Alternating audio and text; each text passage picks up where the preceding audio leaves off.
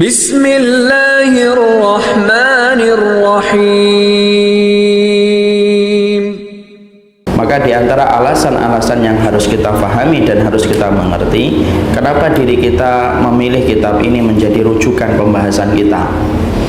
Karena yang pertama kita memahami sesungguhnya aturan syariat yang mengatur tentang masalah akhlak yang paling lengkap itu ada di dalam Islam. Ya, jadi semua akhlak itu ada di dalam kehidupan kita. Dan sesungguhnya ketika kita mengerti bahwasanya aturan akhlak itu begitu lengkap dalam kehidupan, berarti maaf, kita tidak bisa memahami semua aturan itu kecuali harus mempelajarinya. Karena apa? Karena kita tidak bisa belajar akhlak dengan kita berdiam diri, tetapi harus menggali kitabnya para ulama supaya kita paham apa saja akhlak yang telah ditentukan oleh kitabullah dan ditentukan oleh sunnah. Akan menjadi fatal akibatnya kalau kemudian kita mengerti betapa luasnya kehidupan akhlak, tapi ternyata ketika begitu luasnya kehidupan akhlak tetapi kita tidak pernah mempelajarinya. Itu sebagaimana semut mati di gudang gula, dia tidak paham apa-apa. Kenapa? Karena sesungguhnya dia tidak mempelajarinya. Dan sesungguhnya syariat ini lengkap betul, ngatur semuanya. Semua persoalan akhlak itu semuanya di sini dibahas detail banget oleh kemudian penyusun ketika beliau menjelaskan semuanya satu persatu tentang apa yang harusnya kita pahami. Karena fungsinya akhlak itu merupakan salah satu fungsi ditetapkan agama ini menjadi agama buat kita. Dan kita harus paham tidaklah diutusnya Nabi kecuali salah satunya menyempurnakan kehidupan akhlak. Makanya sampai Rasulullah mengatakan innama bu'istu liutammima makarimal akhlak. Sesungguhnya aku diutus adalah untuk menyempurnakan akhlak. Berarti tujuan disyariatkan agama selain kita beribadah kepadanya, yaitu adalah menyempurnakan kehidupan akhlak. Dan itulah yang menjadikan kita ketika paham akhlak ini begitu detail mengatur dalam kehidupan kita, berarti kita harus paham dengan mempelajarinya apa akhlak yang harus kita lakukan dan harus kita kerjakan. Karena banyak sekali di antara persoalan akhlak itu yang kita malah karena tidak mempelajarinya yang tidak ngerti. Karena kita merasa bahwasanya akhlak itu sesuatu yang sifatnya remeh, kita gampangkan, kita remehkan, kemudian kita anggap bahwasanya persoalan itu adalah persoalan yang tidak penting, dan akhirnya berlalunya waktu yang begitu panjang tetapi justru menjadikan kita senantiasa tidak memahami bagaimana persoalan akhlak yang harusnya kita pahami secara sempurna. Jadi kita akan gali di dalam kitab ini semua persoalan akhlak. Makanya sampai disampaikan dari A sampai Z. Nanti dari huruf A sampai kemudian Z semuanya dibahas di dalam kitab ini. Bagaimana adab kamu ketika kamu itu berludah, bagaimana ketika kamu bersiwak, itu semuanya ada. Dan banyak di antara kita dari persoalan-persoalan itu yang justru terkadang kita tidak tahu. Contoh salah satunya tentang bersiwak. Kita dulu tidak paham ya, bersiwak itu ternyata kalau bisa dengan tangan kiri. Kenapa bersiwak dengan tangan kiri? Karena sesungguhnya siwak itu membersihkan kotoran, dan segala sesuatu yang sifatnya membersihkan kotoran itu harus dilakukan dengan tangan kiri, dan itu termasuk akhlak. Tapi kita malah justru tidak tahu kan. Makanya di dalam kitab ini akan menjadi obat dari segala macam kegetiran, ketidakpahaman kita ketika kita banyak tidak mengetahui tentang akhlak yang harusnya menjadi rujukan kita dalam kehidupan kita sehari-hari, yaitu adalah tentang masalah-masalah yang harusnya kita mengerti. Ini yang pertama. Yang kedua yang kita harus pahami, kehidupan akhlak itu merupakan kehidupan yang cukup penting. Kehidupan akhlak itu merupakan kehidupan yang cukup penting dan memiliki kedudukan yang cukup besar di dalam agama kita. Jadi persoalan kita beribadah kepada Allah, iman kita, maka kita harus paham beribadah kepada Allah itu ternyata Allah menempatkan persoalan akhlak itu menjadi persoalan yang penting dan persoalan yang agung. Makanya kalau kemudian kita ketika mengetahui bahwasanya persoalan akhlak itu adalah persoalan yang sangat besar dalam kehidupan agama, kok tidak ngerti bagaimana kehidupan akhlak, berarti kita telah hilang separuh dari agama kita kalau kita tidak mengerti bagaimana berakhlak dengan akhlak yang diridhai oleh Allah. Karena saya sampaikan begini Ibu, ya. Kalau kemudian Ibu punya manhaj yang benar tetapi tidak memiliki akhlak, maka sesungguhnya pastikan ya, semua kehidupan akidah apabila dia tidak memiliki akhlak, pastikan itu akan rusak. Kenapa? Karena sesungguhnya Rasulullah SAW bersabda, inna su'al khuluqi yufsidul amal kama annal khal yufsidul asal.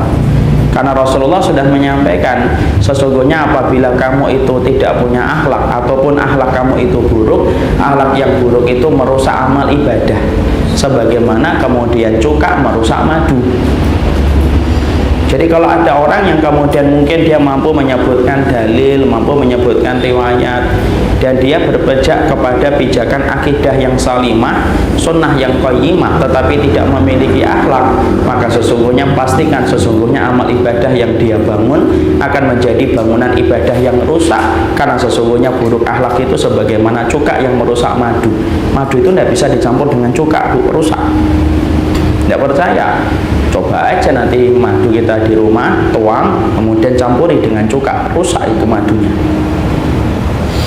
Makanya kan kita dapati kan orang yang bangkrut pada waktu hari kiamat itu orang yang solih atau tidak solih secara penampilan dohirnya? Solih. Kok bisa kita mengatakan itu bahwasanya orang yang bangkrut itu penampilan dohirnya solih? Dari mana kita mendapatinya? Kenapa? Bukan. Orang yang bangkrut, tahu kan Rasulullah mengatakan ada orang yang bangkrut kelak pada waktu hari kiamat. Orang yang bangkrut pada waktu hari kiamat itu dohirnya ketika di dunia solih atau tidak solih? Solih. Dari mana kita bisa mengatakan dohirnya itu solih? Iya, karena Rasulullah mengatakan dalam hadisnya, perhatikan hadisnya, Rasulullah mengatakan, atadruna manil muflis, kalian tahu nggak siapa orang yang bangkrut itu? Para sahabat mengatakan, malah dirhamun wala dinarun. Orang yang bangkrut itu adalah orang yang tidak punya dinar dan tidak punya dirham. Kemudian Rasulullah mengatakan, al-muflis min ummati, orang yang bangkrut di antara umatku, yaitu adalah orang yang kelak datang pada waktu hari kiamat membawa amalan yang begitu banyak. Berarti kalau membawa amalan yang begitu banyak, secara dohirnya itu dia solih atau tidak solih? Solih dia, Bu. Mau dikatakan apa? Dikatakan bahwasanya dia itu amalnya itu banyak, dan amal yang banyak itu adalah amal yang dilakukan oleh orang yang berpenampilan solih dalam di dunia. Jadi bisa jadi ibu melihat ada orang, masya Allah ya, sholatnya, pakaiannya, ibadahnya, tapi ternyata sampai kemudian ketika pada waktu hari kiamat, ternyata kemudian dia menebus dosa-dosanya sampai kemudian begitu banyak, sampai amalnya yang begitu berlimpah dijadikan oleh Allah menjadi tidak berarti ketika dia tidak memiliki akhlak ketika banyak mendolimi orang.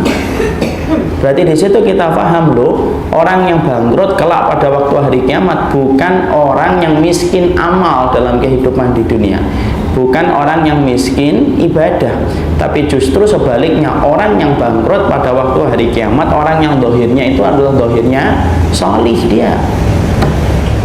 Di situ kita mendapati apa? Kalau kamu memiliki pemahaman yang benar, akidah kamu akidah salimah, sunnah kamu sunnah qayyimah, sunnah yang lurus, tapi kamu tidak memiliki akhlak yang benar, kamu tidak menjaga lisanmu dari mendolimi orang, kamu tidak menjaga bagaimana kamu itu bersabar ketika didolimi dan tidak mau untuk membantu saudaramu yang menunjukkan akhlak, pastikan walaupun manhaj kamu itu adalah yang benar, tetapi kalau kamu tidak punya akhlak, pastikan sesungguhnya dirusak itu amal ibadahnya itu oleh kemudian keburukan akhlak yang dia lakukan dalam kehidupan di dunia. Dan pastikan orang-orang yang bangkrut itu bukan orang yang miskin amal, tetapi orang yang banyak amal. Jadi orang yang betul-betul, saya ketika memperhatikan hadis ini kaget betul. Oh iya ya, ternyata orang yang bangkrut itu bukan orang yang kekurangan amal, tetapi orang yang bangkrut adalah orang yang secara zahir yaitu kebanyakan dengan amal ibadah, tetapi justru amal ibadah itu tidak bisa menyelamatkan dia. Makanya kan kita didapatkan pula di dalam hadis yang sahih, inna fulanah tudkaru min kasrati sholatiha. Sampai kita mendapati hadis sahih yang lainnya, ya Rasulullah, ada fulanah banyak sholatnya, banyak puasanya. tetapi ternyata lisannya senantiasa menyakiti tetangganya. Aina hiya ya Rasulullah, di mana tempat dia ya Rasulullah? Kemudian Rasulullah mengatakan di mana? Finnar, dia berada di dalam neraka. Karena apa? Karena sesungguhnya akidahmu, apabila kemudian akidahnya itu adalah akidah yang benar, tetapi kamu rusak di dalam masalah akhlak, maka sesungguhnya apa yang kamu lakukan tidak akan pernah selamat dari kerusakan ibadah. Kenapa? Karena ibadah itu akan rusak apabila kita tidak memiliki akhlak yang baik. Paham ya sampai di situ? Tapi kalau ada orang yang kemudian memiliki akhlak yang baik tetapi tidak memiliki akidah yang benar, sama itu juga batil. Kayak orang-orang kejawen. Orang kejawen itu mereka selalu ngomongnya apa kepada keturunan mereka? Mereka selalu berkata, sudahlah yang penting baik, tidak ganggu orang, tidak usah nyenggol-nyenggol orang. Kalau ada orang yang butuh kamu bantu nak. Tapi ketika diingatkan tentang sunnah ini, sunnah itu, tentang iman, tentang syirik, mereka tidak paham. Mereka tidak paham, mereka tidak mengetahui, dan mereka tidak memahami kalau semacam itu apa yang terjadi. Kalau sampai itu kemudian terjadi, maka itu kemudian menjadi batil.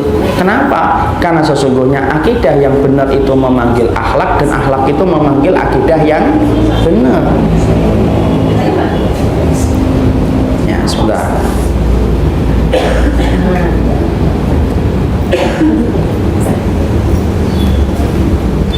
Mungkin pindah ke sini aja biar senang dengar semuanya. Sini Om.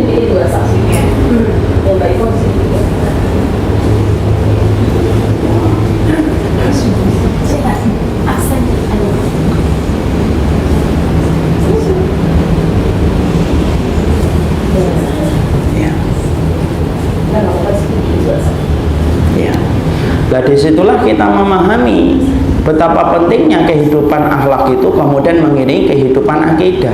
Jadi ketika kita telah memiliki manhaj yang hak, ketika kita berusaha untuk rujuk kepada kitabullah, kita berusaha kembali kepada sunnah, berusaha kembali kepada pemahaman para sahabat ridwanullah alaihim, pastikan bahwasanya upaya kita membersihkan pemahaman kita dari segala macam kesyirikan dan kekufuran dan perkara-perkara bid'ah yang tidak dicontohkan oleh Nabi, maka wajib bagi kita menyertakan persoalan akidah itu dengan akhlak yang benar. Kalau kemudian kita tidak memiliki akhlak yang benar, maka itulah yang menjadikan tadi kita sampaikan, akidah tanpa akhlak itu akan menjadi rusak, dan kemudian akhlak tanpa akidah yang benar maka dia menjadi batil. Bisa nggak dipisahkan salah satunya Ustaz? Ya nggak bisa lah. Mana bisa dipisahkan salah satunya, itu tidak bisa. Salah satunya saling mengikat satu dengan yang lainnya. Ya, karena sesungguhnya sebagaimana ikatan antara ikan dengan kolam, dengan air, dengan laut, tidak bisa saling memisahkan. Tidak bisa saling memisahkan. Ikan butuh air, air butuh ikan. Salah satunya semacam itu. Dan itu merupakan perumpamaan bahwasanya kehidupan akidah dan akhlak itu saling mengikat dan tidak pernah dipisahkan. Karena hari ini kita banyak mendapati fenomena orang yang kemudian merasa sombong, yang merasa sombong saja ya. Jadi kalau yang nggak merasa sombong, nggak usah merasa marah dengan ucapan ini. Orang yang merasa sombong dengan manhajnya, kemudian akhirnya dia gampang untuk menistakan orang lain, mendolimi orang lain. Tutur katanya tutur kata yang keji, sifatnya bagaikan yaitu pisau yang sangat tajam kepada orang yang beriman. Sampai kemudian akhirnya tidak ada seorang muslim yang selamat dari lisannya, adapun orang kafir itu selamat dari lisannya. Makanya ada seorang salaf yang pernah dia mencaci, ada pernah mencela fulan-fulan begini, kemudian seorang ulama mengingatkan kepadanya, kamu pernah nggak memerangi Romawi? Belum. Kamu pernah memerangi orang-orang Persia? Belum. Bagaimana orang kafir selamat dari lisanmu, tetapi orang muslim malah justru tidak selamat dari lisanmu? Jadi inilah yang menjadikan kita memahami bahasa akidah itu penting, tetapi yang terpenting juga yang sama-sama penting adalah akidah memanggil akhlak dan akhlak memanggil akidah. Makanya sampai-sampai perhatian para ulama tentang masalah akhlak itu besar. Tidak ada perhatian yang paling besar yang diberikan oleh para ulama salaf kecuali salah satunya mereka sangat memperhatikan kehidupan akhlak, ya.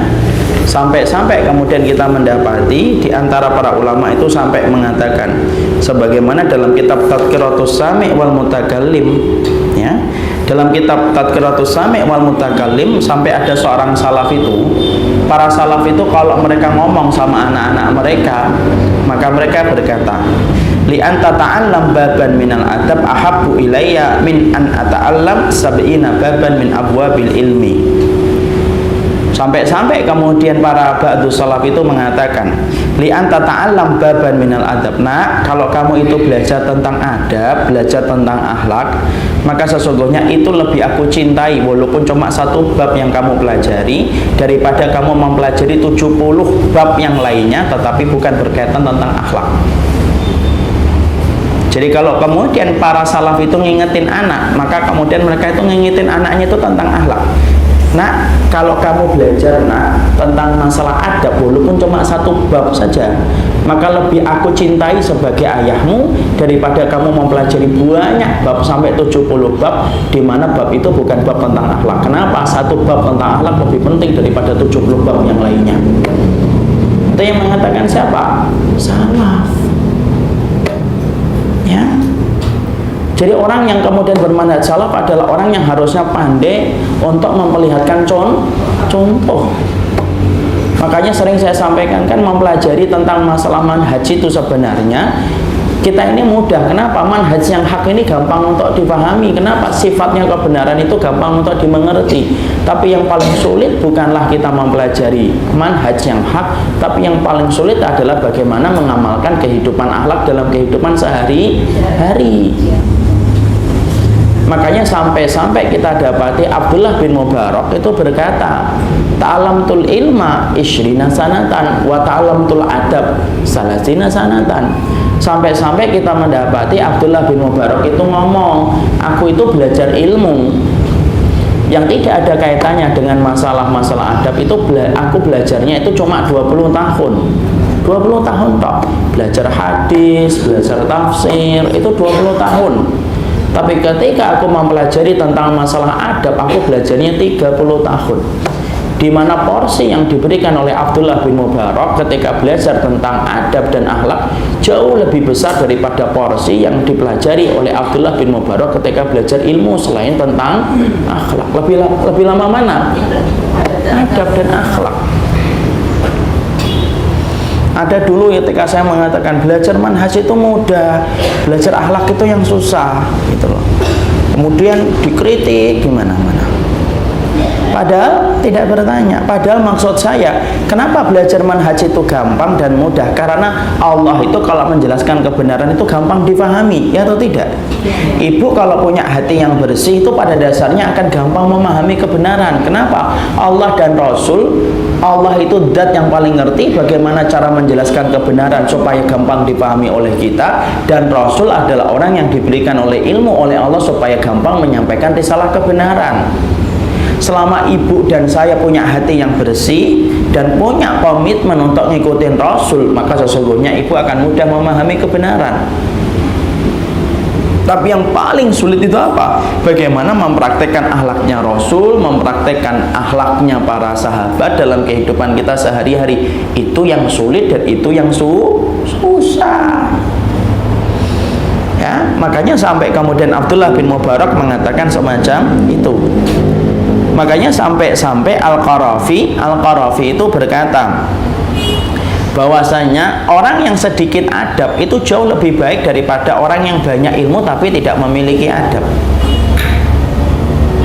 Jadi katanya beliau, wa'lam anna qalilal adabi khairum min katsiril amal. Sampai kemudian kita mendapati Al-Qarafi itu berkata, sesungguhnya sedikitnya adab itu jauh lebih baik daripada banyaknya ilmu. Kalau kita misalkan punya adab itu sedikit, itu jauh lebih baik, jauh lebih mulia daripada kemudian kita memiliki persoalan adab itu, yaitu tetapi persoalan kita memiliki banyak ilmu tapi kita miskin adab. Makanya sampai kemudian beliau berkata kepada putranya, apa yang beliau katakan sama putranya? Beliau berkata sama putranya, nak, yaitu adalah Ruwaim, ya, yaitu sampai kemudian salah satu ulama yang lainnya yaitu Ruwaim berkata, sampai Ruwaim itu berkata kepada anaknya itu diberitahu oleh bapaknya Ruwaim. Apa yang dikatakan Ruwaim kepada putranya? Nak, jadikanlah adab kamu itu sebagaimana tepung ketika kamu akan membuat roti, tapi jadikanlah kemudian akhlak kamu dan adab kamu itu sebagaimana adonan garam. Nah, kita perhatikan komposisi ketika kita membuat roti ataupun masakan, tepung sama garam itu lebih banyak mana? Tepungnya. Mendominasi atau tidak mendominasi? Mendominasi. Adapun garam itu banyak atau sedikit? Sedikit. Makanya sampai kemudian Ruwaim itu berkata kepada putranya, nak, kalau kamu itu belajar maka jadikanlah kemudian ilmu kamu itu bagaikan garam, tapi jadikanlah akhlak kamu itu bagaikan adonan tepung, di mana adonan tepung itu lebih mendominasi daripada taburan garam. Yang mengatakan itu siapa? Ruwaim, tokoh salafus saleh, salah satunya adalah Ruwaim. Dan itu disampaikan oleh beliau untuk menunjukkan bahwasanya persoalan akhlak itu persoalan yang besar dalam kehidupan syariat kita, ya. Dan ternyata apakah semua orang yang memiliki ilmu itu punya adab dan punya kemudian kebijaksanaan? Belum tentu. Tidak semua orang yang berilmu itu punya adab, Ibu. Masa Ustaz? Iya, saya belum tentu punya adab, yang lain juga belum tentu adab. Bukan berarti kalau berilmu kemudian kita selalu rekomendasi ini pasti sudah punya adab, ya belum tentu. Karena banyak orang yang mereka itu kemudian ketika berilmu tetapi justru malah orang itu justru paling buruk akhlaknya. Makanya sampai Imam Syaukani mengatakan dalam kitabnya Nasrul Jauhar, sampai kemudian Imam Syaukani itu berkata, yang mengherankan aku adalah orang yang mampu meninggalkan dosa, mampu meninggalkan zina, mampu meninggalkan kemaksiatan, tapi tidak mampu menahan lisannya dan tidak mampu menahan tulisannya dari dosa menjatuhkan kehormatan orang lain, padahal dosa itu jauh lebih parah daripada dosa-dosa yang mampu dia tahan dan mampu dia tinggalkan.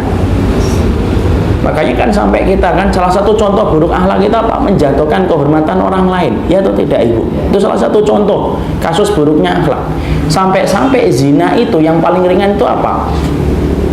Sampai zina itu yang paling ringan itu dosanya apa? Riba itu yang paling ringan itu dosanya apa? Berzina. Sampai 36 kali yang paling berat dari dosa riba itu apa? Yaitu menjatuhkan kehormatan seorang mukmin.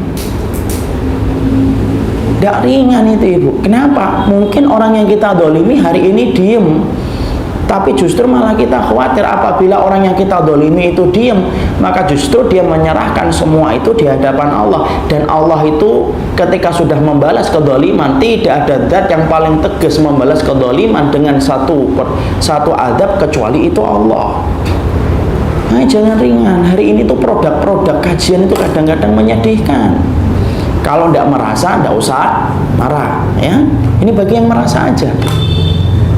Orang-orang yang kemudian ternyata ngaji, tapi ternyata ngomong orang lain begitu gampangnya, begitu mudahnya, dia jatuhkan kehormatan orang lain atas sesuatu yang juga dia tidak pahami, tidak dia mengerti. Sampai akhirnya kemudian kita mendapati bahwasanya kehidupan majelis ilmu hari ini itu justru bukan menumbuhkan persaudaraan yang lebih kuat antara satu saudara dengan saudara yang lain. Justru terjadi gap-gap dan kelompok-kelompok di dalam setiap kajian. Padahal yang dibahas kitabnya sama. Hanya karena satu perbedaan, seakan-akan kemudian orang itu lebih rendah daripada orang kafir yang harus dihalalkan kehormatan dirinya.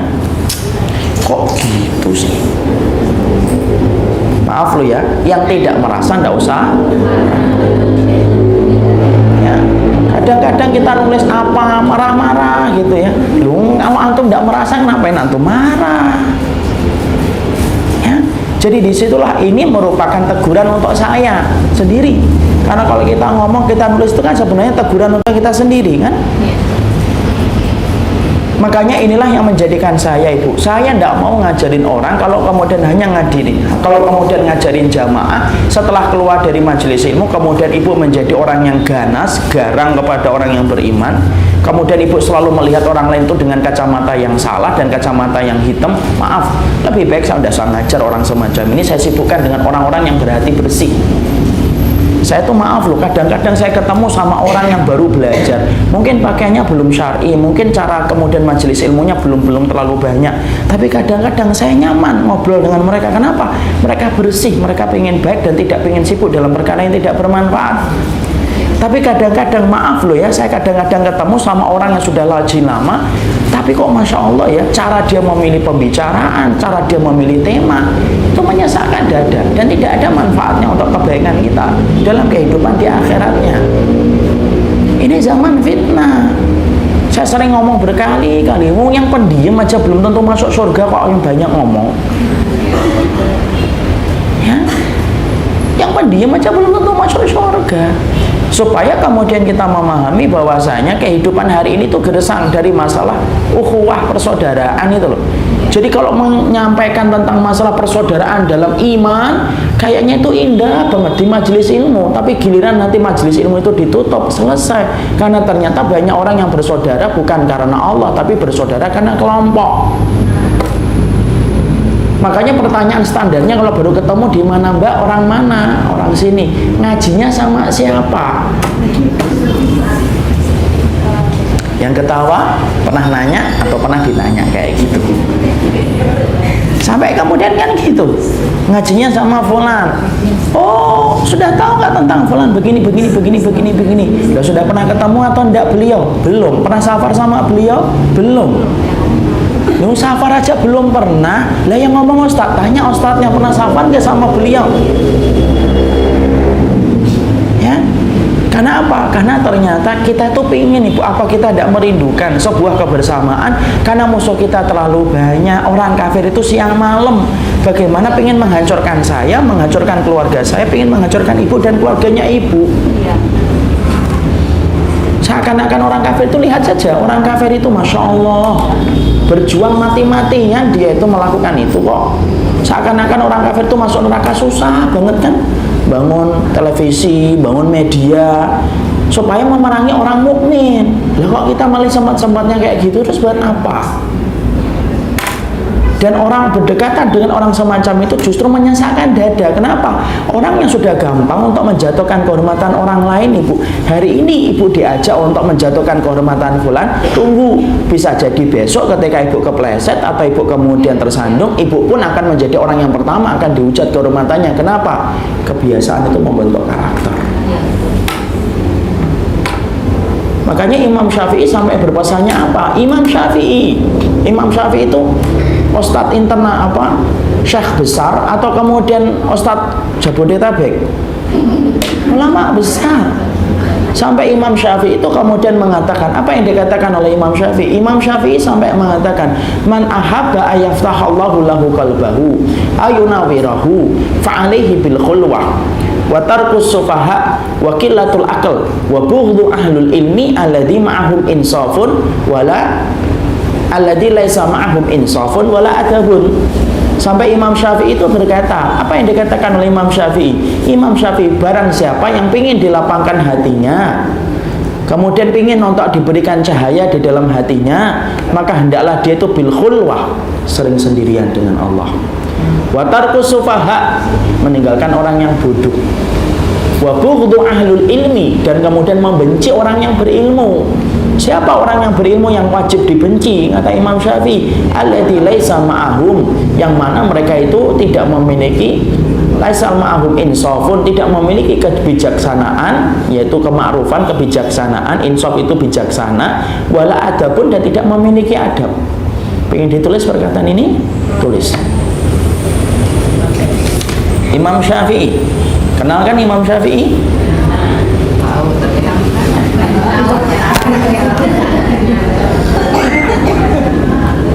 Iya.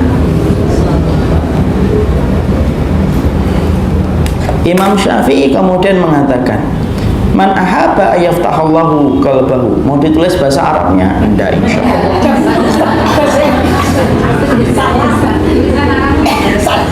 Barang siapa? Barang siapa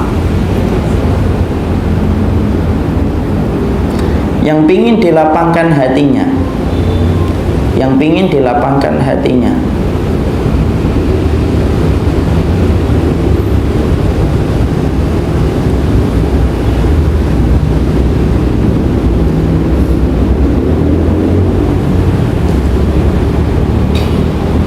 dan diberikan cahaya oleh Allah,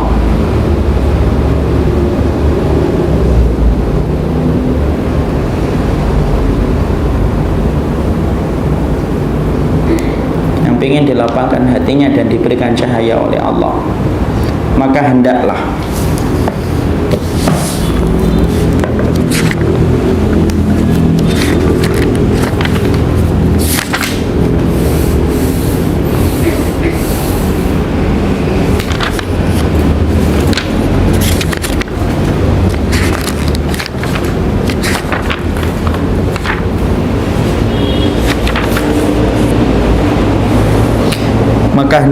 ia sering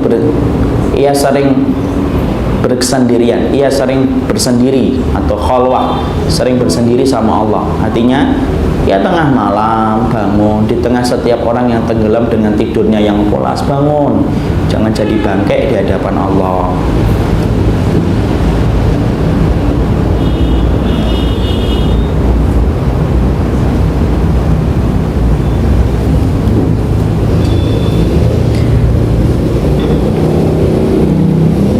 Sedikit makannya, jangan banyak makan, nambah sampai 3, suaminya pusing bayarin ketika ke kasir. Ini istri saya, ya Allah. Kemudian meninggalkan pergaulan dengan orang-orang yang tidak paham agama.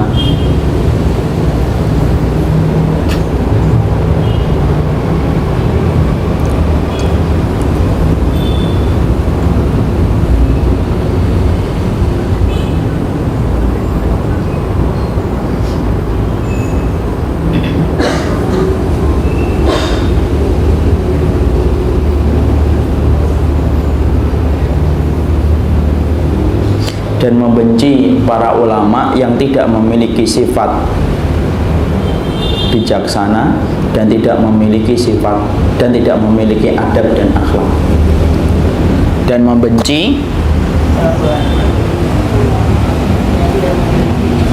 membenci para ulama yang tidak memiliki sifat bijaksana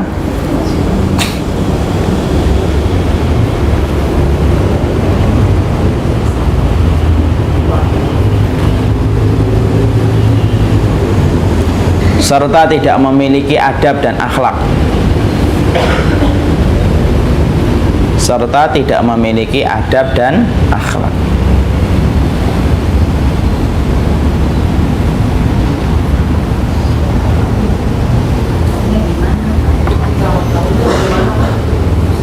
Hah?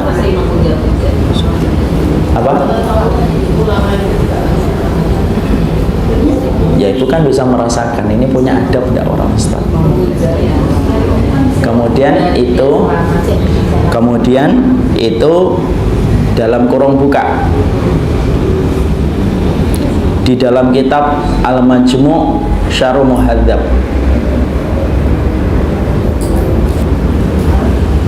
Al-Majmu' Syarh Muhadzab, ya, dalam kitab Al-Majmu' Syarh Al-Muhadzab juz 1 halaman 31, walaupun nanti tidak pernah dibuka ya, tapi tidak apa-apa, yang namanya referensi biar lengkap. Posisi kanan atas atau kanan bawah? Nah, nanti ikut-ikutan, nanti saja di korban. Yaitu kemudian juz 1 halaman 31. Sudah? Sudah.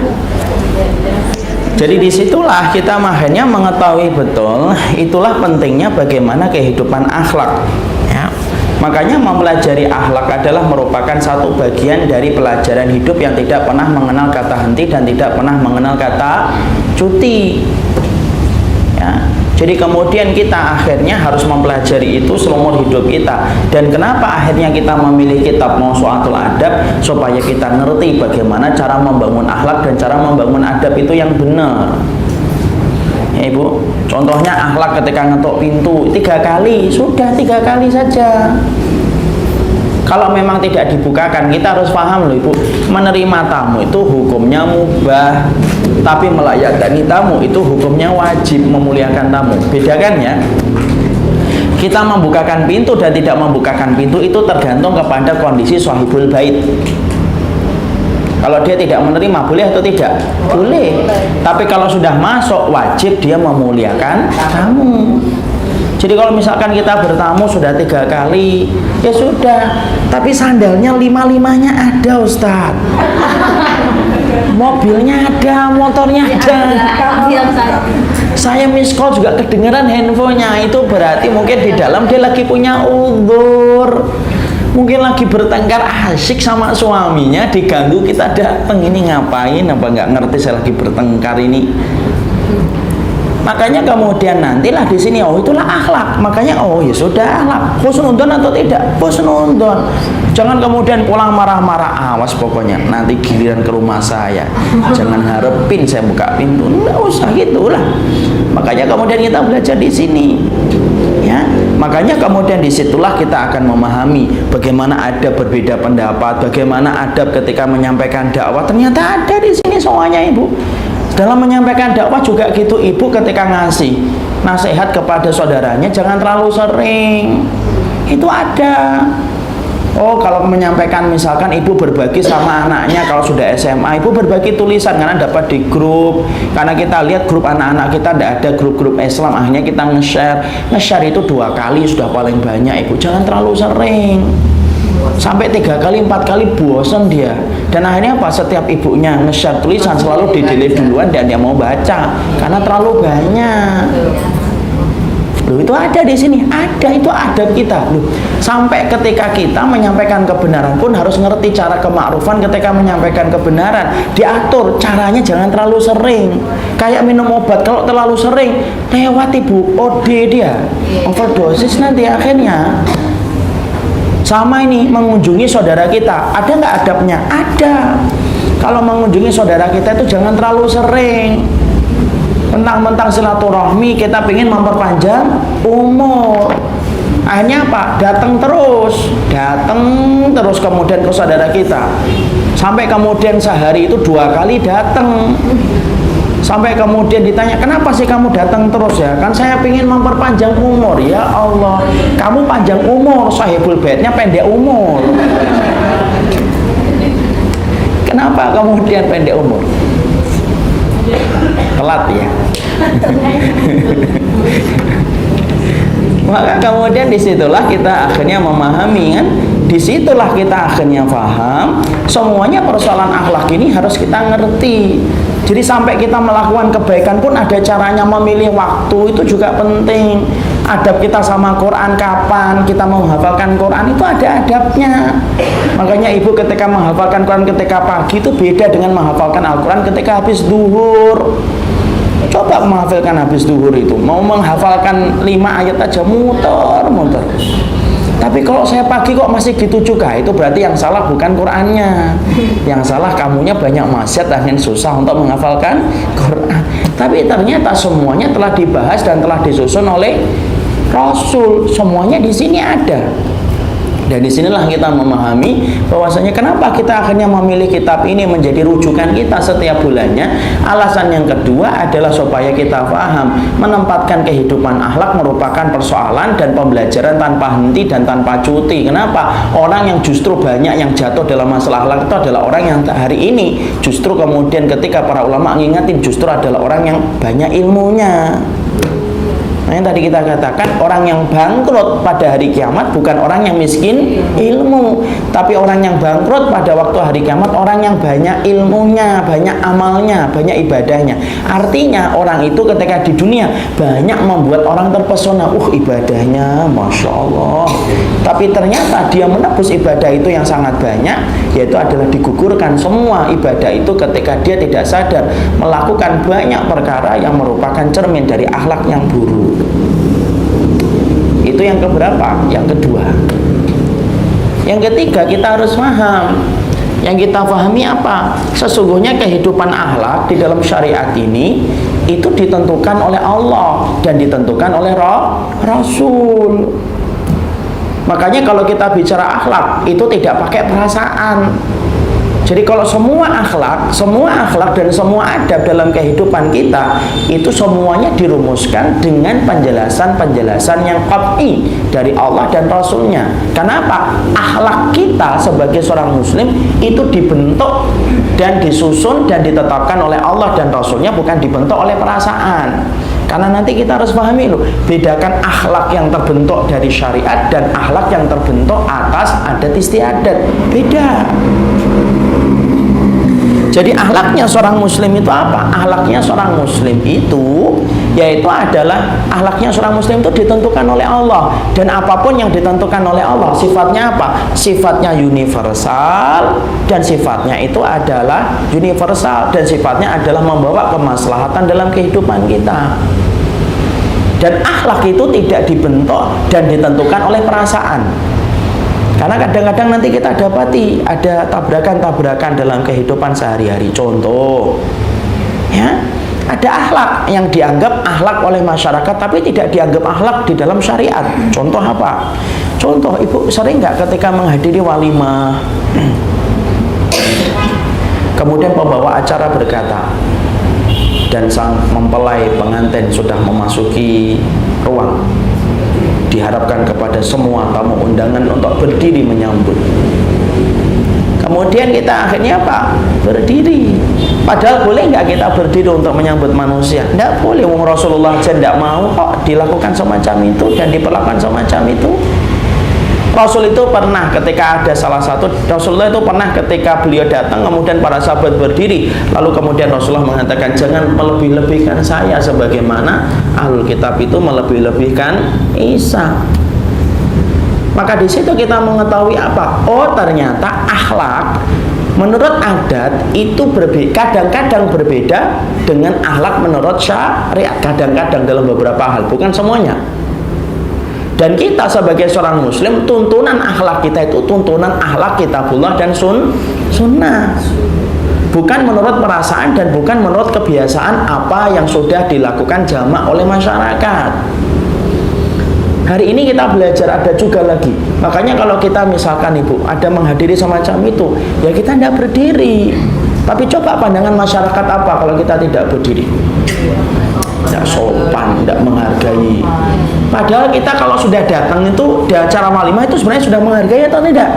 Sudah menghargai. Kenapa? Karena masyarakat belum paham tentang itu. Contoh lagi, kita menghadapi pula ada anak-anak yang ketika mereka ingin berbakti kepada orang tuanya, kadang-kadang birrul walidainnya itu melampaui aturan dan melampaui batasan dan takaran yang ditetapkan syariat. Apa? Dia cuci kaki ibunya, kemudian diminum, terutama ketika menjelang ujian nasional. Ibunya diduduki, ini tuh duduk semuanya. Kemudian setiap orang tua, setiap anak membawa baskom, di dalamnya ada air, dicuci. Bahkan tingkat ekstrimnya ada yang sampai meminumnya. Mungkin pandangan masyarakat, wah sopan banget ya anak itu, Masya Allah. Tapi menurut syariat boleh atau tidak boleh? Tidak boleh. Berarti kalau kita bicara akhlak, bicaranya akhlak itu menurut ketentuan yang ditetapkan oleh kitabullah dan sunnah. Makanya kenapa kita pelajari kitab ini? Karena semua tentang masalah akhlak yang tertera dan termaktub di dalam kitab ini, rujuknya, kembalinya kepada aturan yang ditetapkan oleh kitabullah dan sunnah. Makanya semuanya nanti ditentuin jelas itu. Ya, tidak keluar dari apa yang kemudian sudah ada. Semuanya urutannya jelas banget di sini. Ya, pandangannya di sini, kemudian dalilnya di sini, kitabnya di sini, hadisnya di sini. Nanti kita akan pelajari itu di sini. Ya. Makanya kemudian ini cara kita untuk membebaskan diri kita dari segala macam persoalan-persoalan akhlak yang terkadang berbenturan dengan akhlak yang ditentukan syariat. Ya, makanya kan kita dapati juga nih, contoh salaman. Masyarakat kita menganggap bagian dari kesopanan itu apa? Bersalaman. Cium tangan, sekarang ditambahi lagi cipika, cipiki. Padahal bukan mahramnya. Tapi masyarakat menganggap kalau ada orang yang datang kemudian salaman, cipika, cipiki, berarti orang itu sopan, akhlaknya baik. Tetapi kemudian dalam aturan syariat boleh atau tidak boleh? Tidak boleh. Masyarakat kita berkata tidak apa-apa salaman itu, yang penting tidak ada sengkring-sengkringnya. Arti sengkring-sengkring saya juga tidak ngerti gitu. Padahal orang yang seharusnya paling bersih dari nafsu itu siapa? Rasul. Orang yang harusnya paling berat untuk menyentuh tangan perempuan karena paling mampu menjaga nafsu itu Rasul. Tapi pernah nggak Nabi itu memegang kulit seseorang yang bukan mahramnya? Tidak pernah. Kenapa? Dalam sebuah hadis yang sahih, Rasulullah tidak pernah memegang sama sekali kulit seorang wanita yang bukan mahramnya. Kenapa? Karena persoalan itulah yang berakhlak. Itu persoalan akhlak itu. Itu ditentukan kitabullah. Lah tabrakan ini, tabrakan dengan persoalan yang sifatnya sunnah. Maka kemudian persoalan akhlak yang dibentuk oleh karakter masyarakat, kalau bertabrakan dengan akhlak yang ditentukan oleh syariat, maka kita harus paham, sesungguhnya akhlak yang dibentuk oleh syariat itu lebih berhak untuk kita ikuti daripada akhlak yang dibentuk oleh kemudian adat istiadat dan oleh masyarakat. Contoh lagi, kita sering mengartikan keluarga itu, kalau masyarakat Melayu, keluarga itu ya semuanya. Ini pernah pak demu, ini pernah pamanmu, ini paman punya sepupu, sepupu itu punya keponakan, nah keponakan itu punya sepupu, nah ini masih saudaramu. Sampai yang bicara bingung, ponakan sepupu, ponakan sepupu.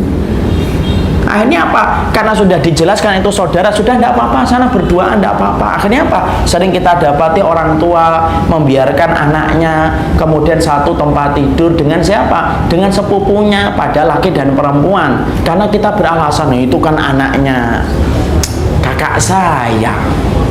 Padahal kemudian anak saya dengan anak kakak saya bisa nikah atau tidak bisa nikah? Dalam Islam ditentukan itu batasannya, bukan berarti tidak menghormati. Menghormati wajib, menyayangi wajib. Tapi kemudian di situ ditentukan akhlaknya itu gimana? Oh, akhlaknya nak, kamu itu adalah walaupun kamu dekat sama dia nak, walaupun kamu satu umuran, tapi bagaimanapun itu bukan mahram kamu. Ketika dia ngajak kamu berduaan naik sini, tapi kan dia teman saya dari SD. Loh, siapa yang bisa menghalangi kalau mereka nanti jatuh cinta? Sekarang katanya nggak ada jatuh cinta, bangun cinta. Nanti kalau jatuh cinta gimana? Kita kan nggak ngerti. Makanya batasannya harus dijelaskan. Namanya sepupu, yang namanya sepupu ya bukan mahram.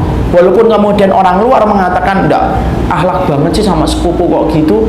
Nah, masalahnya adalah akhlak yang ditentukan Allah itu lebih prioritas daripada akhlak yang ditentukan oleh adat istiadat. Contoh ibu dengan ipar. Ipar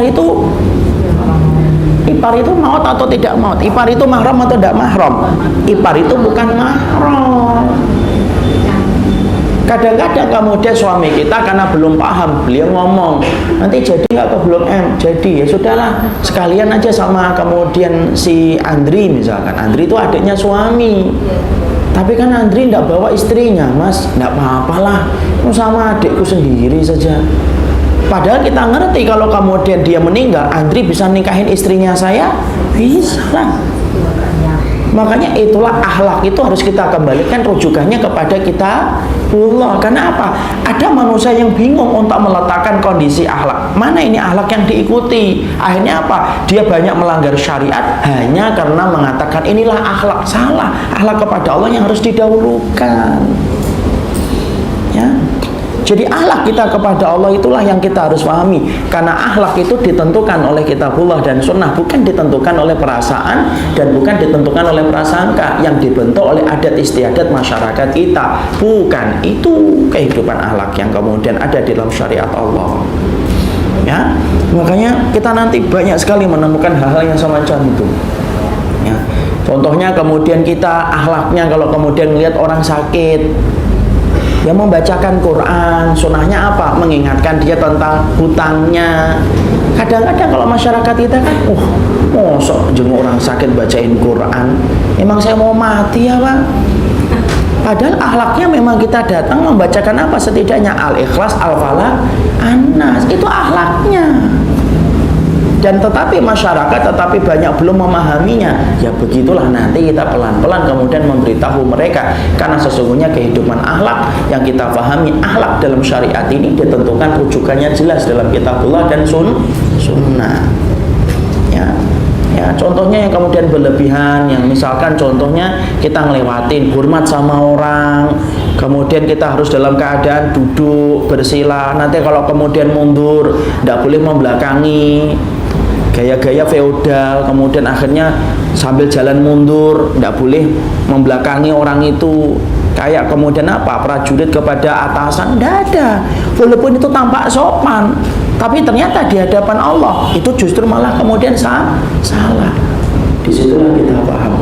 Kita harus mengerti akhlak dan adab di dalam syariat ini. Yang menentukan akhlak dan adab itu Allah, bukan selera dan prasangka kita.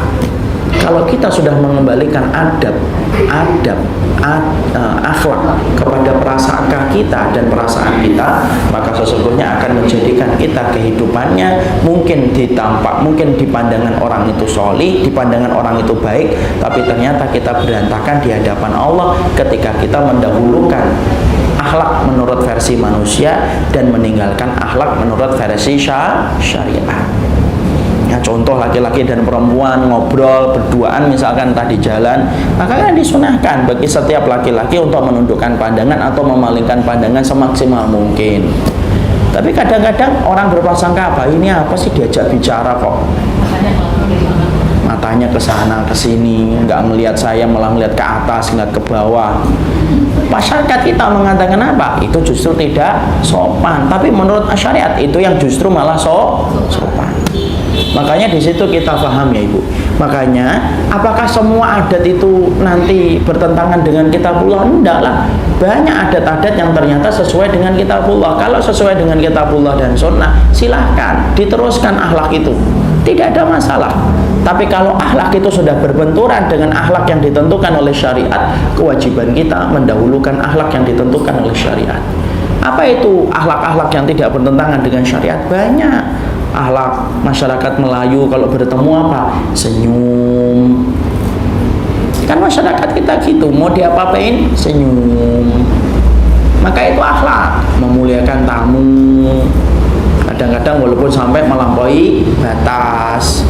Ayo Pak, mampir Pak, makan pisang goreng. Itu istrinya yang di belakang sudah nyubit itu, tahu ndak ada pisang goreng, nawarin pisang goreng. Maka kemudian itu termasuk di antara adat istiadat yang sifatnya itu boleh. Kalau sifatnya tidak bertentangan dengan kitabullah dan sunnah, silahkan teruskan akhlak itu. Ini ada satu kejadian Ibu. Dulu di Filipina, di Fakultas Syariah itu, teman-teman saya itu kan dari Asia, itu kan ada dari Filipina, ada dari Hong Kong, itu ada dari Malaysia, dari Thailand. Ada teman-teman Filipina saya itu ikut ke rumah Kudus ketika mau sholat, ketika mau liburan Idul Adha. Karena saya ketika Idul Adha itu sibuk memikirkan banyak kegiatan, kadang-kadang saya tinggalin. Padahal orang Filipina ini bahasa Indonesianya masih terbata-bata, apalagi bahasa Jawa. Saya cuma ngomong sama dia gini aja, kalau di Jawa itu yang penting modal senyum sama modal jih. Ternyata kemudian beliau tak tinggal itu. Saya ngelihat dari kejauhan itu bapak-bapak itu kelihatannya ngobrol banyak. Jadi ternyata kalau setiap diajak orang tuh Injih, gitu, injih. Itu termasuk akhlak atau tidak? Ya akhlak, silakan, tidak ada larangan itu. Walaupun yang ngajak bicara panjang, lebar, dia selalu injih. Baru setelah acara Idul Adha selesai saya sampaikan, ini dari Malaysia, dari Filipina, tidak bisa ngomong. Oh, saya kira pintar, oh injih, lembut banget. Nah, itu termasuk akhlak yang masih boleh untuk kita teruskan. Akhlak ketika memanggil yang lebih tua dengan panggilan mas, mbak, boleh atau tidak? Boleh. Tidak boleh kita mengatakan tidak ada, itu sunnahnya manggil yang lebih tua dengan mas. Loh, itu tidak bertentangan kitabullah dan sunnah. Karena itu sesuai dengan ruhnya syariat sunnah, yaitu menghormati yang lebih tua. Silakan panggil yang lebih tua siapa, mbak, budi, tante. Coba kalau kemudian ibu jalan atau saya jalan, tiba-tiba ada anak kelas 6 SD panggil saya, Umar, tapi ini siapa ini? Ibunya tuh ngajarin enggak sih? Mau panggil Pak D gitu loh, atau itu termasuk diantara perkara yang sifatnya diperbolehkan dalam syariat kita. Silahkan, itu diperbolehkan. Tapi ingat loh ya, setiap adab dan adat, setiap adab dan akhlak yang ditentukan oleh umat itu sifatnya relatif dan subjektif. Beda dengan akhlak yang ditentukan oleh syariat. Sifatnya apa? Sifatnya relevan dalam semua tempat dan relevan dalam semua zaman. Kalau kemudian adat, akhlak yang ditentukan oleh kemudian adab yang ditentukan oleh adat itu sifatnya relatif. Contoh, ya, contoh orang Sunda ketika menyajikan teh kemudian kepada tamu dengan teh yang pahit itu sudah sopan. Tapi bagi orang Jawa itu namanya pelit. Apa susahnya? Gula. Kenapa? Karena sesungguhnya akhlak yang ditentukan oleh adat itu beda dengan akhlak yang ditentukan oleh syariat. Kalau akhlak yang ditentukan syariat itu apa? Sifatnya adalah relevan dalam setiap waktu dan relevan dalam setiap zaman. Tapi kalau akhlak yang ditentukan oleh adat itu sifatnya subjektif itu dan relatif. Contoh, masyarakat Indonesia itu paling tidak suka kalau kepala dipegang-pegang, itu tidak suka. Siapa kamu megang kepala? Oh, ibu saya aja tidak pernah megang kok. Ya iyalah, ibunya sudah meninggal. Itu ternyata beda dengan orang Arab. Orang Arab itu dipegang kepalanya biasa atau tidak? Biasa. Bahkan kemudian orang Arab itu senang dipegang jenggotnya, itu senang. Makanya kalau sama orang Arab pegang jenggotnya, dia senang dia. Ya, mau sama kucing aja adatnya beda kok. Kucing itu kalau dipegang dagunya tidur. Coba kucing pegang apa? Coba tikus pegang dagunya, kabur dia. Itu adat yang ditentukan oleh akhlak yang ditentukan oleh adat. Tapi kalau kita bicara tentang akhlak yang ditentukan oleh kitabullah dan sunnah, itu relevan dalam setiap tempat dan setiap waktu. Yang namanya akhlak seorang mukmin di tanah Mekah, bahwasanya dia tidak boleh bersalaman dengan perempuan, itu sama ketika ibu dijonggol kemudian berhadapan dengan seorang laki-laki, ibu juga sama, tidak boleh bersalaman dengan seorang laki-laki. Kenapa? Mekah, Jonggol, Ciketing dan semua tempat-tempat itu semuanya sama. Akhlak Islam mengikat kita dan semuanya itu relevannya sama. Disitulah kita paham ya, kalau akhlak yang ditentukan oleh adat relatif dan sifatnya apa? Sifatnya itu kemudian berbeda-beda satu tempat dengan tempat yang lain. Ya, misalkan kita sendawa kalau masyarakat Indonesia biasa atau tidak biasa? Biasa. Tapi kalau orang Barat, katanya orang Eropa, ada sendawa itu aib katanya. Kalau kita aibnya apa? Ngentut, buang angin. Kentut itu kemudian aib. Tapi bagi orang di sana katanya kalau kentut tidak aib. Benar atau tidak saya juga tidak tahu. Tapi ternyata disitulah kita ngerti itu bedanya kayak gitu. Jadi makanya ketika kita memahami akhlak itu ditentukan oleh syariat, ditentukan oleh kitabullah dan sunnah. Kenapa kita belajar ensiklopedia adab Islam? Supaya kamu ngerti bagaimana akhlak yang ditentukan oleh kitabullah dan sunnah. Karena sesungguhnya akhlak yang kemudian kita pelajari dari kitabullah dan sunnah, itulah yang menyempurnakan kehidupan kita di dalam beragama. Makanya tadi kan saya sampaikan kan, orang yang punya akidah yang benar tidak punya akhlak, maka itu rusak. Kenapa? Karena ibadah itu rusak dengan akhlak yang buruk, sebagaimana cuka itu merusak madu. Tapi orang yang punya akhlak yang bagus tapi tidak punya manhaj yang benar, itu sebagaimana apa? Sebagaimana itu adalah batil. Kenapa? Kayak orang kejawen, akhlaknya bagus, murah senyum, suka membantu, tapi akidahnya rusak, tidak bisa bedain iman dan syirik, tidak bisa membedain antara sunnah dengan bid'ah, tidak bisa membedakan bagaimana mengikuti dan ittiba kepada Rasul. Makanya akhirnya apa? Batil. Kenapa? Akhlak doang tidak bisa memasukkan ke surga. Tapi kemudian akidah doang tidak punya akhlak, cepat masuk neraka. Karena tidak ada perkara yang paling buruk yang merusak ibadah kecuali itu akhlak yang buruk, yang bisa cepat merusak kehidupan ibadah kita. Itu nomor berapa? 3. Yang nomor 4. Yang nomor 4 yang harus kita pahami yaitu adalah kenapa kita merujuk kepada kitab ini. Karena di sini kita akan mengerti tentang urutan-urutan di dalam masalah akhlak. Dan urutan dalam akhlak itu yang harus kita pahami, ada akhlak kepada Allah, ada akhlak kepada Rasul, ada akhlak kepada Quran, dan yang terakhir akhlak kita kepada makhluk. Makhluk itu siapa? Makhluk itu ada kepada manusia, baru kepada hewan, kepada tumbuhan. Nah, mengerti tentang urutan ini nanti akan dijelaskan di dalam kitab ini. Ya. Kenapa kita harus mengerti tentang urutan-urutan ini, Ustadz? Kalau kita tidak ngerti, kadang-kadang kita menjaga akhlak kita kepada manusia tetapi melupakan akhlak kita kepada Allah. Ibu diundang sama kemudian panitia event satu kegiatan. Ayo Mbak, datang Mbak. Ini ada organ tunggalnya sama dangdutnya. Nanti nyumbang suara ya, karena sering saya dengerin di balik kamar mandinya kok ada suara-suara tidak jelas, buat nyumbang suara. Maka kemudian banyak orang yang beralasan, ya saya tetap datangin Ustadz, kenapa? Ya saya tidak enak, sungkan. Akhirnya saya datangin, nyumbang suara juga saya. Padahal kemudian dia memperlihatkan akhlaknya kepada orang, tetapi dia melupakan akhlak dia kepada Allah. Apa akhlak kita kepada Allah? Akhlak kita kepada Allah itu salah satunya meninggalkan larangan apapun yang dibenci oleh Allah. Nah, kalau kita tidak ngerti tentang urutan ini, apa yang terjadi?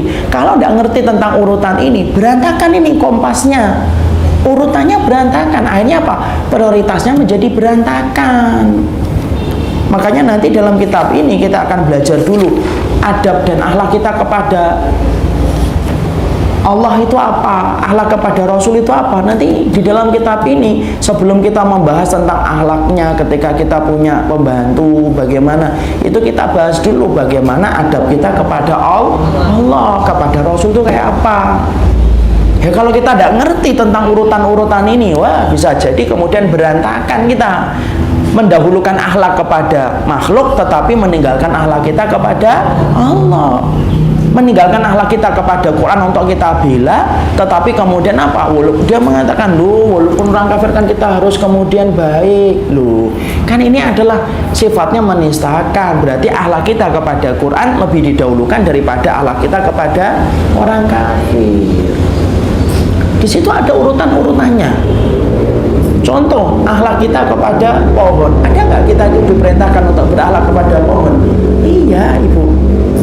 Dalam urusan jihad saja kita itu tidak boleh motong pohon, itu tidak boleh. Makanya Nabi ketika memerintahkan ekspedisi jihad, Nabi itu salah satu wasiatnya apa? Jangan ditebang pohon itu. Jangan ditebang pohon.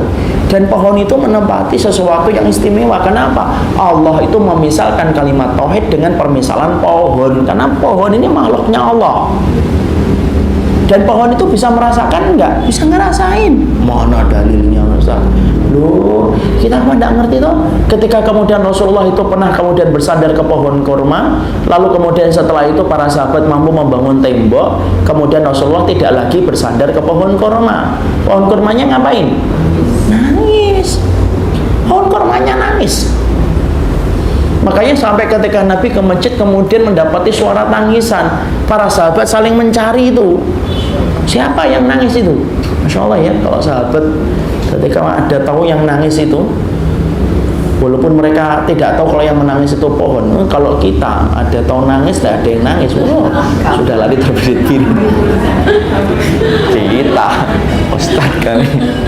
Kalau Rasulullah itu kemudian dicari sama para sahabat tuh yang nangis korma, dipeluk itu kemudian oleh Rasul, dan setelah dipeluk nangisnya kemudian berhenti. Makanya kalau ada orang cerita ini sapinya mau dipotong meneteskan air mata, saya percaya rumah saya itu dekat dengan tempat jagal itu. Tempat jagal. Jadi setiap pagi habis subuh itu orang itu datang bawa kerbau itu di kampung sana ya, bukan di Bekasi ya. Maka kemudian setiap kerbau itu kadang-kadang pagi mereka pulang kalau pas liburan. Dulu ketika saya masih SD, saya pernah tanya ke salah satu tukang jagal. Beliau sudah meninggal. Pak, pernah ngelihat kebun nangis nggak Pak? Pernah nak. Ada nak yang kemudian itu nangis diletakkan itu dia netes dia. Punya perasaan punya. Nggak usah jauh-jauh ibu melihara kucing, ibu kemudian perlakukan kucing sebagaimana layaknya. Dia itu beda perlakuannya kepada kita. Makanya saya tidak menafikan berita ataupun menafikan video ketika mendapati ada satu binatang ditinggalkan oleh majikannya sampai nangis, melolongnya juga sampai menyedihkan, kucingnya sampai diem, ada kemudian sampai itu tuh ada. Kenapa? Karena bagaimanapun mereka tetap diberikan oleh Allah sesuatu yang kita tidak mengerti, tapi kita diperintahkan untuk berakhlak kepada mereka. Makanya kita tidak boleh menzalimi, tidak boleh sampai bakar hewan tuh boleh atau tidak boleh sampai kata ibu misalkan benci banget sama tikus.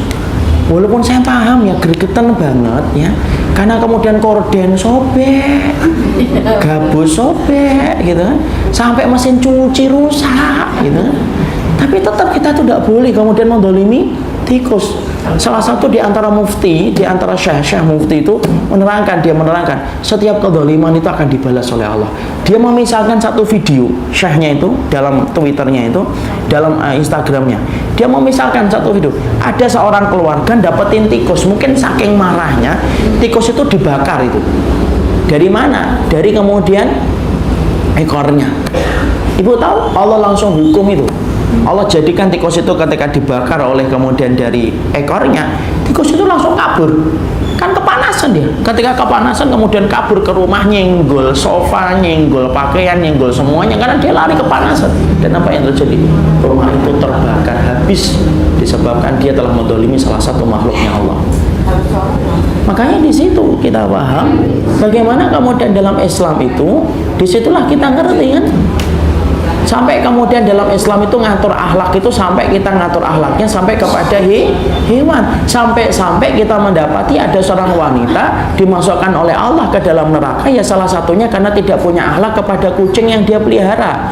Udzibat imra'atun fi hirratin sajanatha. Ada seorang perempuan yang dimasukkan oleh Allah ke dalam neraka gara-gara dia menzalimi seekor kucing. Lo lihat, seekor kucing. Sampai kemudian dia dimasukkan ke dalam ruangan itu, dibiarkan dan tidak dibiarkan bebas untuk makan apa yang tumbuh di atas muka bumi. Maka kucing itu mati. Maka kemudian kucing itu kemudian apa? Kemudian meminta kemudian keadilan, dan akhirnya Allah memasukkan wanita tersebut ke dalam neraka disebabkan karena menzalimi kucing. Sampai urusan makhluk. Makanya pohon tidak boleh. Boleh nggak kita nancep paku? Ya, pilih nomor 1 tok kemudian di pohon, nggak boleh. Nomor 2, nomor 3 nggak boleh itu. Kenapa? Dia bisa merasakan. Makanya sampai Nabi mengatakan apa? Nggak boleh dipotong kalau kalian jihad. Berarti ada adab nggak kepada pohon? Ada. Tapi kalau giliran ada pohon yang dihormati, kemudian disakralkan, kemudian sampai orang itu ketika ngelewatin pohon itu, kemudian mereka melemparkan kemenyan dan sesuatu ke pohon itu, maka kita harus mendahulukan akhlak kita kepada Allah. Apa? Potong pohon itu. Kenapa? Akhlak kita kepada Allah menjaga umat dari kesyirikan lebih tinggi daripada akhlak kita kepada pohon. Urutannya harus jelas.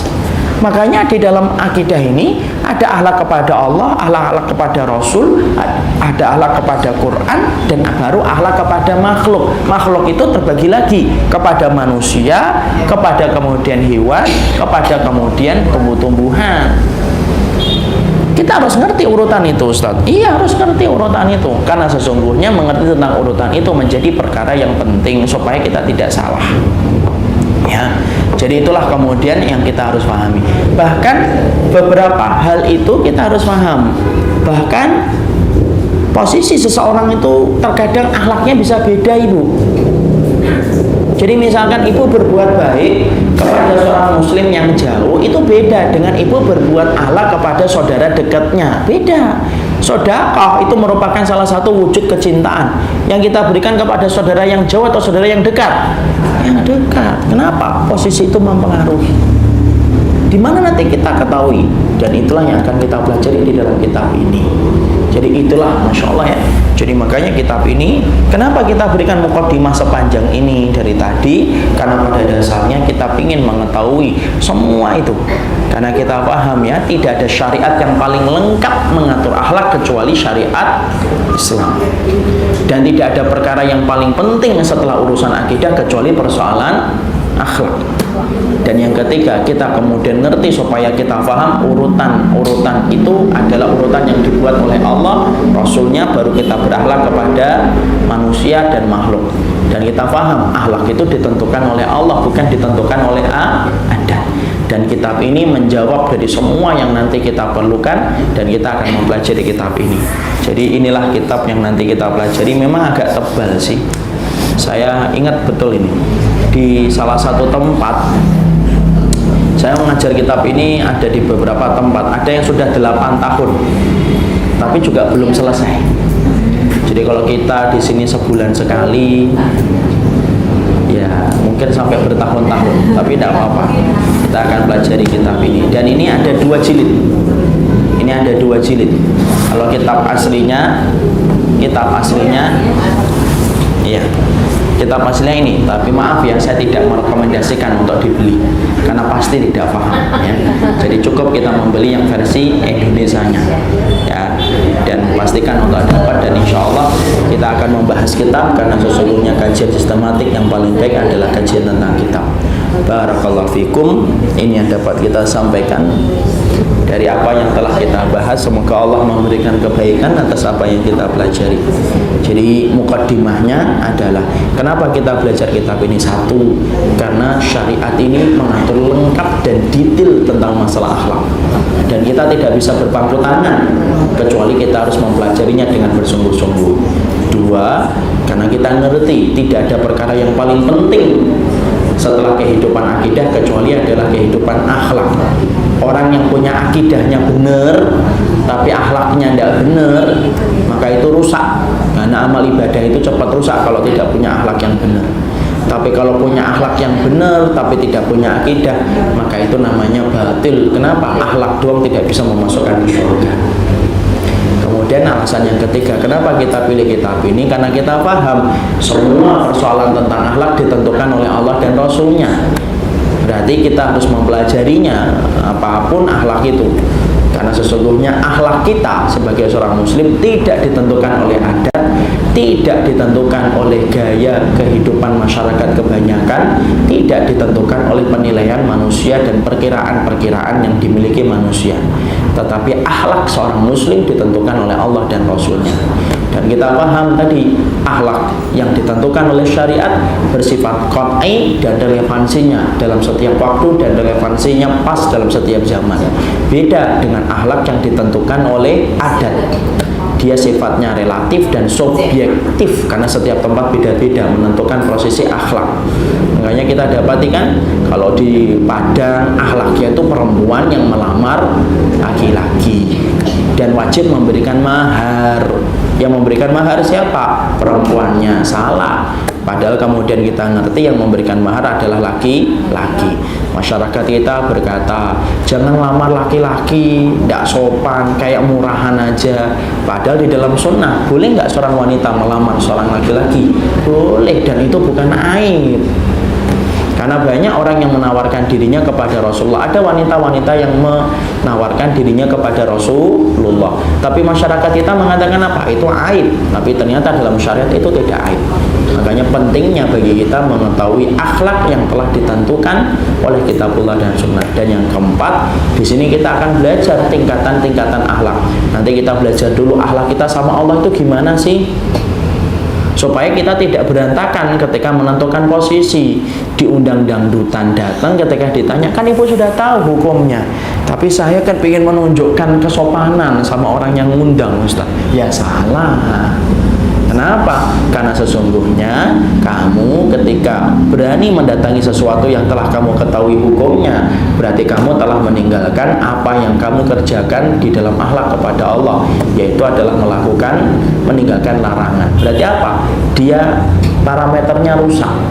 Makanya nanti kita tahu kapan kita harus berakhlak sama Allah, kapan kita harus tegas sama manusia, tapi kapan kita harus lembut kepada manusia, dan kapan kita menjaga akhlak kepada mereka. Semuanya dalam kitab ini dibahas. Inilah pembahasan kita hari ini. Kita baru belajar muqaddimah. Kenapa? Muqaddimah itu penting. Masak kambing, kalau proses awalnya itu salah, maka dagingnya itu bau kambing. Makanya kita pahami muqaddimah dulu supaya kita ngerti tidak ada lagi sesuatu yang sifatnya kenapa sih kita belajar adab terus. Karena bisa jadi ibu nanti panjang nih, karena banyak sekali nanti yang kita pelajari. Tapi tidak apa-apa, muqaddimah sudah disampaikan, hujah telah ditegakkan, tinggal bagaimana kita belajar yang terbaik ketika kita nanti mempelajari akhlak dalam kehidupan kajian kita, insya Allah. Jadi kita sepakat ya, kajian kitab kita adalah kajian ini, dan kita akan belajar secara urut satu persatu apa yang harusnya dilakukan. Ya, semuanya nanti ada ibu. Di sini ditulis dari A sampai Z. Itu berarti lengkap dan tidak ada yang tertinggal, insya Allah. Ada pertanyaan? Iya. Sini dulu yang dekat. Itu yang kalau kita udah banget sama corok itu gimana kalau kita matiin corok? Dimatiin tidak apa-apa ibu, tapi jangan disiksa. Kalau disemprot baik. Diinjek aja lebih cepat. Dicekik nggak bisa dicekik kan tidak ketahuan akhirnya. Iya, umur ya.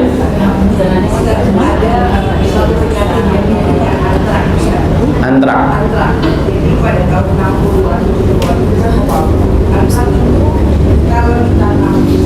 Kalau kita apa? Biasanya sapi. Kalau akan terinfeksi. Ketentuan SOP dalam undang-undang kehewanan, antraks itu otak dia mati dan hasil bakar itu baru dikali. Kalau tidak, ada satu kejadian tidak nyata sewaktu antraks akan tidak sampai itu menjadi berarti itu bisa menulari karena itu dari hewan bisa ke manusia. Ya. Itu sifatnya darurah. Kalau sifatnya darurah, dia keluar dari kaidah secara umum. Al-daruratu tubihul mahdurat. Segala persoalan yang sifatnya darurat maka memperbolehkan sifat-sifat hukum yang sifatnya genting. Jadi tidak apa-apa, itu darurah. Berarti karena kemaslahatan hidup manusia lebih didahulukan daripada kemaslahatan hidup hewan. Ya. Yang lain? Tadi ibu mau tanya apa? Ibu?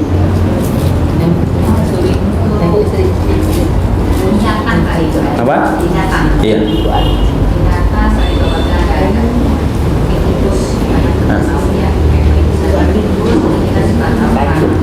Ya. Kenapa ibu? Tikus. Iya, kenapa? Iya, perangkap tikus. Kadang-kadang juga perangkap tikusnya yang racun kering ya, mati dan tidak apa-apa ibu. Yang penting jangan punya niatan menyiksa, itu saja.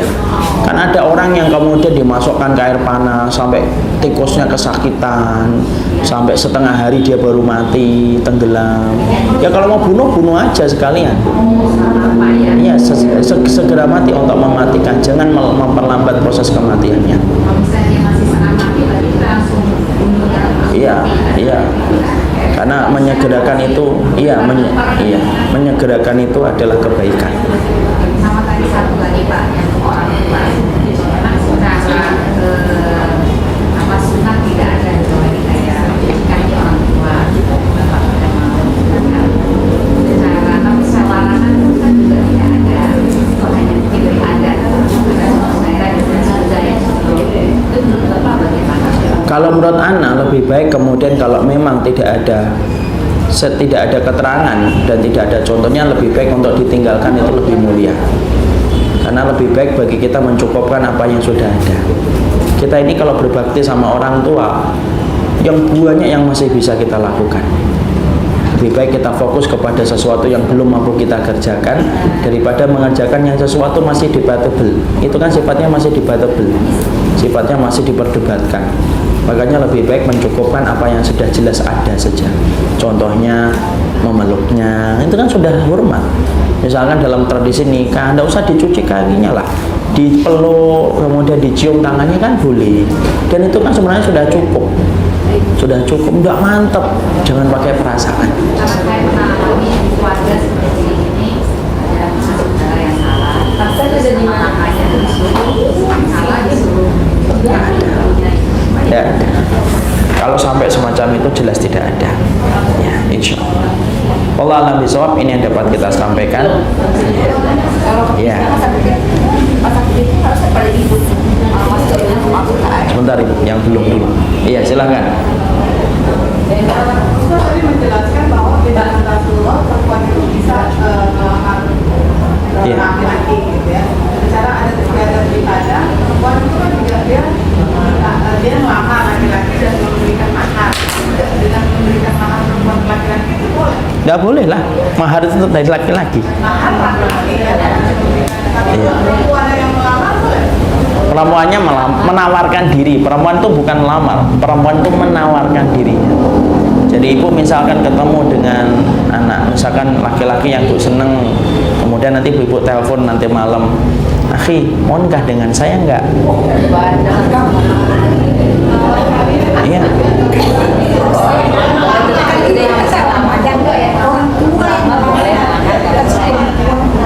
Enggak, dalam Islam. Saya bicara bukan orang Padang, dalam Islam. Misalkan ada seorang akhwat, kemudian dia menyodorkan, menawarkan dirinya, atau kemudian dia memakai perwakilan seseorang, tolong tawarkan ke ikhwan itu, saya mau dinikahi sama beliau, dia mau nggak jadi suami saya? Boleh dalam Islam, bukan Padang ini, kita bicara tentang Islamnya. Jadi misalkan ibu mendapatkan ada seorang anak perempuan ibu, kemudian ibu lihat ada seorang laki-laki yang baik, solih gitu kan, ibu kemudian telepon dia, akhi, iya bu, mau nikah dengan anak saya pokoknya masya Allah gitu. Masya Allah tak ya, tidak bisa dijelasin. Maka itu boleh, tidak aib. Tapi masyarakat kita kan aib. Kayak wanita murahan lu. Nikah itu ibadah, dan ibadah itu wajib mendapatkan yang terbaik. Paham? Jadi yang memberikan mahar, kalau sudah ditawarin gitu, lakinya lakinya yang lamar, lakinya yang kemudian memberikan mahar. Kamu maharnya apa? Mobil, ya sudah. Ditawar boleh atau enggak? Bisa. Motor metik, ya jangan motor metik lah. Sepeda, janganlah. Nah, itu boleh, tawar menawar itu boleh. Nah, itu enggak apa-apa, bukan aib. Tapi yang paling bagus, yang paling sederhana maharnya, permintaannya. Kalau peralatan alat sholat ya enggak apa-apa, tapi itulah hartanya ibu nanti tok, peralatan alat sholat. Karena mahar itu milik istri. Boleh lah ibu. Kacamata, karena kacamata saya rusak, saya minta kacamata baru, kenapa? Mahar itu harus ada barangnya. Kenapa? Untuk menghormati kedudukan seorang wanita. Iya, terakhir. Sudah umur ya? Yang belum? Terakhir.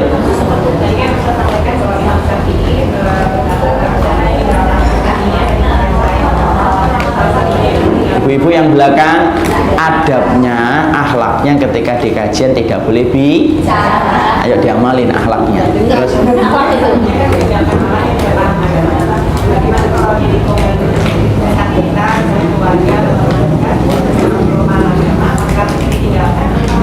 sifatnya gini Bu, meninggalkan orang yang tidak paham agama kalau sifatnya sudah banyak mempengaruhi tata cara kehidupan kita. Tapi kalau kita yang dominan bisa memberikan warna kepada mereka, itu jauh lebih baik. Jadikanlah diri kita menjadi pintu kebaikan bagi orang yang belum paham. Tapi kalau kita melihat dominasi mereka itu terlalu mendominasi kita dan kita paham, karakternya kita tuh suka berubah ketika ada satu perkara, maka lebih baik tidak usah mendekat. Nah, semuanya dilihat kepada, semuanya ditakar kemampuan kita. Ada orang yang sifatnya itu kuat, tidak cepat terpengaruh, tapi ada orang yang cepat terpengaruh, baru ke samper sama angin dikit langsung terpengaruh dia. Kalau sifatnya kita kayak gitu, lebih baik menjaga diri. Tapi kalau sifatnya kita kuat, nggak cepat terpengaruh, silakan jadilah pintu kebaikan bagi orang yang belum paham dengan agama. Saya kira cukup pertanyaan yang terakhir mewakili 10 pertanyaan berikutnya. Semoga Allah memberikan keberkahan atas apa yang kita pelajari, dan semoga Allah memberikan keberkahannya. Karena alhamdulillah banget, biasanya saya telat, hari ini saya tepat waktu. Semoga Allah, karena memang jalanan tadi Masya Allah kayak hari Ahad itu. Jadi saya tadi jam 9 kurang 1/4 sudah sampai di sini.